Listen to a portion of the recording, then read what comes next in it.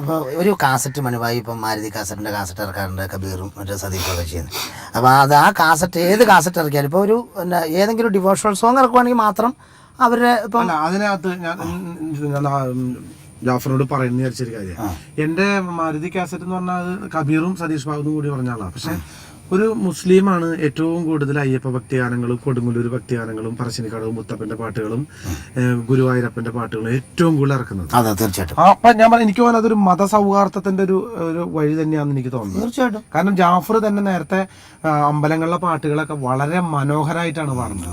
അത് കേട്ടപ്പോൾ തന്നെ മനസ്സിനൊരു സന്തോഷം, ഒരു കുളിർമയും തോന്നുന്നത്. ഒരു പക്ഷേ ഈ ഇത് കാണുമ്പോൾ തന്നെ നമ്മുടെ നാട്ടിൽ നടക്കുന്ന അക്രമങ്ങളും എന്താ പറയാ പ്രശ്നങ്ങളൊന്നും ഇല്ലാതെ നല്ല കൂട്ടായ്മയോട് കൂടിയിട്ട് പോകണം എന്നാണ് ഈ ഒരു അവസരത്തിൽ നമുക്ക് പറയാനുള്ളത്. നമ്മളിപ്പോൾ കുറേ ദിവസങ്ങളായിട്ട് മൊത്തം പ്രശ്നങ്ങളാണ് നമ്മൾ കേട്ടുകൊണ്ടിരിക്കുന്നത്.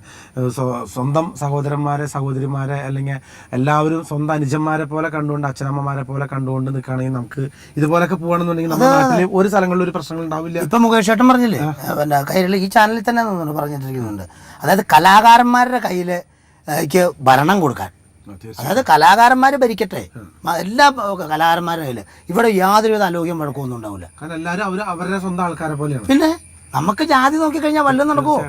ഇന്നത്തെ ജനറേഷൻ ചെയ്യേണ്ട ഒരു ഒറ്റ പരിപാടി എന്ന് പറഞ്ഞാൽ ഇനി വരുന്ന തലമുറ ഇതിനൊരു പോംവഴി കണ്ടില്ലെങ്കിൽ നമ്മുടെ രാജ്യം കട്ടപ്പോയാവും, പ്രത്യേകിച്ച് കേരളം. ഒരിക്കലും അങ്ങനെയൊന്നും വരാതിരിക്കട്ടെ എന്ന് സർവേശ്വരനോട് പ്രാർത്ഥിക്കുകയാണ്.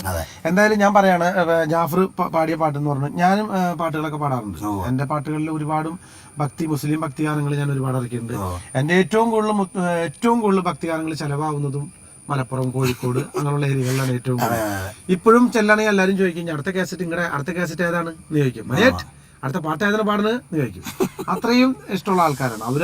അങ്ങനെ ഒരു ഇത് നോക്കിയിട്ടല്ല അവർ. എനിക്ക് ഓർമ്മ, ഞാൻ ഗൾഫിൽ പോയപ്പോൾ പാടിയ പാട്ട് ജിമ്മി ഉണ്ടായിരുന്നു, ജിമ്മിയൊക്കെ പാടിയ പാട്ട്. പക്ഷെ എൻ്റെ വരി തെറ്റാണെന്ന് അറിയില്ല. അന്ന് പാടിയൊരു ഇതറിയാം, വരി എന്തെങ്കിലും മിസ്റ്റേക്ക് ഉണ്ടെങ്കിൽ ക്ഷമിക്കണം. മായിരമോള അല്ലല്ല, യാ നബി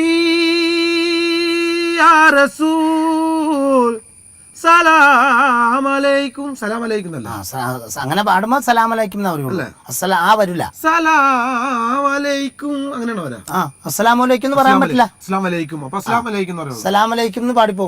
അങ്ങനെ പാടി ചില വാക്കുകൾ നമുക്ക് അറബിയുടെ കിട്ടില്ലെന്നോ. പക്ഷെ അതിനകത്ത് ചില വരികൾ മക്കംബിറൈന്ദറാജറാം പുകൈന്ദൂതറാം ഹക്കുലിയത്തീമിൻ ശിർമണി ഹസീമിൻ വംശ കൺമണി അറുവാക്കുകൾ കദീപതി അഷറഫുൽ സയ്യദി. എനിക്ക് അറബി അറിയില്ല, എന്നോ അന്ന് പാടി